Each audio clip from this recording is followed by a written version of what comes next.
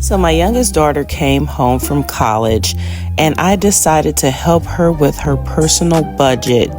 She is a college student and she is 1,000 miles away from home. We live in Ohio and she lives in Colorado. So she has her own place and she needs to understand how money works. So we went over a budget. I looked at all of her finances.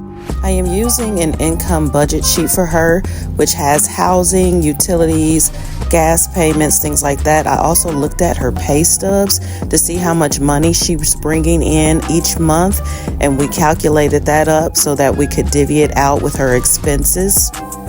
I also tried to explain what the different costs that are coming out of her paycheck means and what it'll mean for her. I'm also trying to explain taxes and just how her paycheck works and what it will look like, especially if she had her own insurance, and the face you make when your kid needs a bathroom break when you're trying to help them with their finances. Finally, she's back. And now she needs a drink and I'm the one doing all the work? Okay, LOL. But this was actually really fun, sitting down with her to figure out what she needs to do and what to budget. And it was a great tool to be able to spend time with her, to talk with her and understand kind of like her world. I have her on the Dave Ramsey baby steps. So her first step was to save $1,000 for her emergency fund. We checked that off the list. The second step is to pay off all debts. Well, she is not in debt and she is going to school debt free.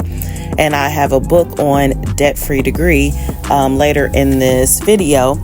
Now she is on her third step, which is to save 3 to 6 months of expenses to fully fund her emergency fund. What I'm doing with her first is to not overwhelm her, to go ahead and have her save the 3 months expenses first, and then she's going to knock out the rest of the 3 months. And the great thing is, looking at her finances, she's almost done with that 3 months savings. The fourth step, just in case you want to know, she's not on it, of course. She has to finish baby step 3, but it's invest 15% of your household income into retirement. The fifth step is save for your children's college fund, which we're hoping that won't be for a very, very long time.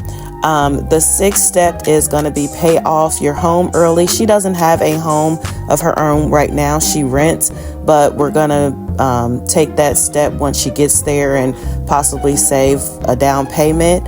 And then baby step 7 is going to be build wealth and give.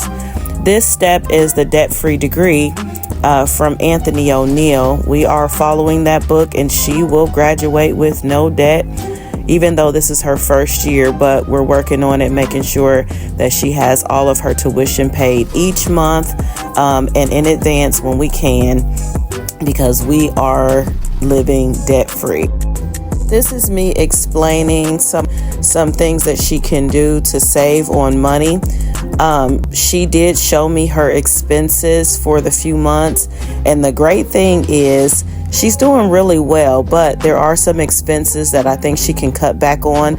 Like every day when she goes to school, she likes to get her coffee and a muffin, which I think is averaging about $10 to $12 per day. So we decided, once she showed me how much she was actually spending, yep, that's the face I gave her. And so we are coming up with a plan to have her get up early, get a Keurig, and buy muffins in bulk, and then she will be able to pack because we want her to save as much money as possible. She also works for a Goodwill and she likes to shop now, and she thinks that her discount kind of helps her out, but she's spending a little bit more money than she should on shopping. So we are devising a plan to put it in her budget where she can shop, or if she wants to eat out, that she can do that. Since she's doing such a great job with her budget and her finances, I'm not going to cut her out on spending, but we are going to watch the spending so that it won't be so drastic. So I am Regina Long. I'm budgeting with my adult kid with Not So Perfect Parenting.